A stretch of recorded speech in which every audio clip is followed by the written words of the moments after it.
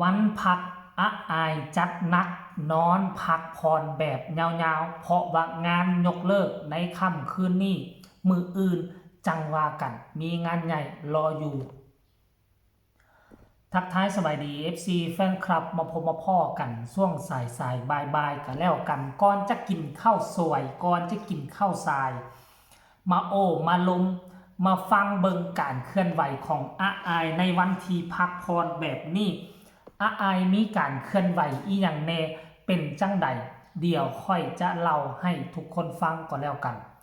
ก่อนอื่นมัดต้องขอทักทายสบายดี FC ของอายสกุลพรลูกสาวของบอสนกพงศกรโตเด่นดาวดังตกมาใส่ปีนี้กระแสเพิ่มทวีคูณความหุนแหง FC แฟนคลับทั้งฝั่งลาวลังไหลกันเข้าไปติดตามเพราะความน่าหักความเป็นกันเองความสดใสบ่ถือโตเป็นแบบอย่างที่ดีของสังคม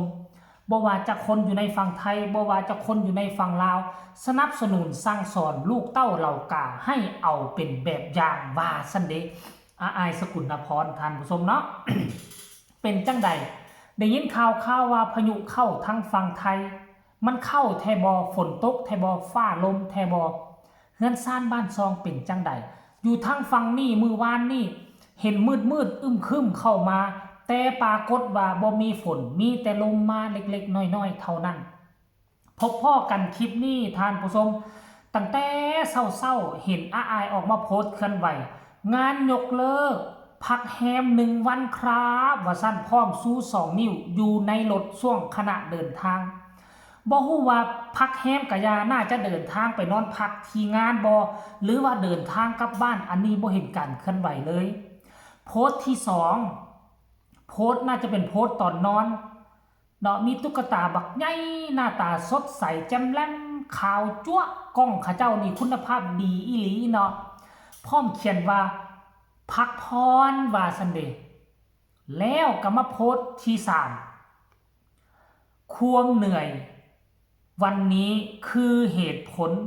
ของความสบายในวันหน้าว่าซันเดย์โอ้โหท่านผู้ชม FC แฟนคลับเด็กน้อยอายุ13 ปีสู้งานวันนี้เพื่อจะสบายดีในวันหน้าเป็นคำเว้าที่ถูกต้องที่สุด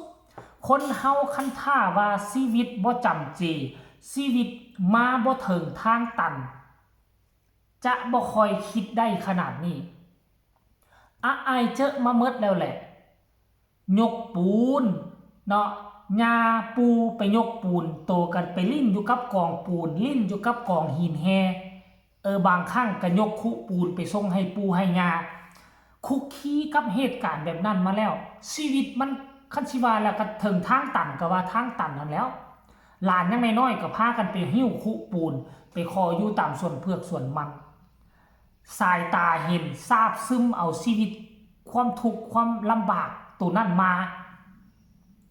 มันจึงเหตุให้อายสำนึกในหัวใจตลอดเวลาสู้เท่านั้นชีวิตจึงจะมีอยู่มีกินชีวิตจึงจะสบายน้องสู้ตั้งแต่เข้าวงการอายุ10 ปีค่อยคาดว่าอายุ20 ปีน้องจะมีมัดทุกสิ่งทุกอย่างน้องจะสามารถเลี้ยงดูครอบครัวได้มัดสุคนกงกันข้ามกับบางคนพ่อแม่เลี้ยงดูปูเสือมาดี18 ปีบรรลุนิติภาวะยังบ่ฮู้หาเงินเถื่อ18 ปียังขอเงินพ่อแม่ไปเรียนอยู่มหาลัยอยู่เรียนต่อวิชาชีพจนกระทั่งอายุประมาณ23หา25 ปีจึงจะจบวิชาชีพแล้วจะเริ่มต้นหาอยู่หากินหาเงินช่วงเริ่มต้นหาอยู่หากินยังบ่กุ้มโตขอเงินพ่อเงินแม่ใส่น้ำมันไปเฮ็ดเวียกอยู่25 ปีได้บางคนน่ะ25 ปีจนกระทั่งอายุ26 27หา30 ปีจึงจะตั้งตนตั้งโตยืนด้วยลำแข้งตนเองได้แต่โกงกันข้ามกับแวดวงการหมอลำโกงกันข้ามกับอายทุกลำบากตั้งแต่น้อยค่อยเชื่อว่าอายุ20 ปีเมื่อใดน้องอายจะประสบผลสำเร็จเท่ากับคนอายุ35 40 ปีอันนี้ความแตกต่างของความสู้ชีวิตของอายสกุลพรลูกสาวของบอสนกพงศกร อันนี้แหละมันได้เปรียบหมู่ย้อนหยังหมู่ไปเรียนสัวสิจบ24 25ปีแต่น้องอ้ายทำการทำงานอายุ10ปีมีเฮือนมีดินตอนอายุ12ปีกงกันข้ามกับซุมเฮาเจ้าค่อยนี่คนเรียนสูงจบปริญญาจบต่างประเทศอายุ30ปีบางคนยังบ่มีเงินเป็นของตัวเองอันนี้แหละคือเหตุผลเฮียนหลายคนที่บ่เฮียนลงมือปฏิบัติหาเงินเลยเขาก็มีเงินก่อนเฮานั่นแหละชีวิตของคนเฮามันบ่คือกันบางคนก็ลงมือเฮ็ดเวียกเลยงอบ20 30ปีก็บ่มีอีหยังเลยบางคนโชคดีคืออ้ายเฮ็ดเวียก2ปีก็ประสบผลสำเร็จมีเงินมีซานมีดินมีดอนตอนหญ้าปีหน้าซื้อรถบางคนเรียนสูงจบต่างประเทศจบปริญญาอยู่ในประเทศแล้วก็ไปเรียนต่อต่างประเทศก็บ่มีเงินบ่มีคำบ่มีเงินบ่มีซานชีวิตของคนเฮามันแล้วแต่บุญวาสนาเด้อท่านผู้ชม FC แฟนคลับเดี๋ยวไปขอฟังคำคิดคำเห็นหลังจากข้าเจ้าเห็นอ้ายโพสต์แบบนี้เนาะคอมเมนต์นี่เพิ่นบอกว่าอุ้ยพอจ่ามาเลยคนเก่งว่าซั่นเด้ลูกจ๋าก็ไปตอบพ่อเพิ่นได้บัดนี้โอ้บ่แม่นลูกจ๋าเด้อมีคนมาคอมเมนต์อีกว่า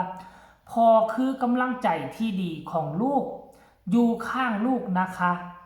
คุณพ่อลูกไม่เคยมีแม่พ่ออยู่ข้างๆลูกถึงเป็นแบบนี้เราเข้าใจลูกแต่ฉันว่าคุณเข้าใจกว่าฉันเพราะอยู่ด้วยกันคุณคือครอบครัวความสุขทุกคนรักนะตัวเล็กโอ้โหท่านผู้ชมคนนี้ก็บอกว่าคนเก่งว่าซันเดย์เหนื่อยก็พักให้หายเหนื่อยลูกนอนว่าซันใช่ค่ะลูกเราโชคดีมีโอกาสมีเวทีให้ยืนจงเก็บเกี่ยวโอบกอดเอาไว้ให้ดีท่องคำว่าลำบากวันนี้สบายวันหน้าจ้าวาสนีโอ้ยท่านผู้ชมลำบากตอนนี้สบายตอนหน้าไม่มีอะไรที่ได้มาโดยง่ายๆดอกเหนื่อยตอนนี้วันข้างหน้าอาจจะสุขกายสบายนะลูกนี่คือ FC แฟนคลับสนับสนุนความคิดของอ้ายเต็มเปี่ยมเพราะสิ่งที่อ้ายโพสต์เคลื่อนไหวนั่นมันถูกต้องที่สุดแล้วน้องกำลังเฮ็ดสิ่งที่ถูกต้องเดินทางที่ถูกต้องนั่นเองเนาะฝากคลิปนี้ไว้ก่อนกินข้าวสายให้กดไลค์กดแชร์กดติดตามใครมีคำคิดคำเห็นส่งข่าวมาได้อยากส่งกำลังแห่งใจกดแชร์ไปรัวๆกันแล้วกันพอกันใหม่ในคลิปหน้าลาท่านผู้ชมไปก่อนสบายดี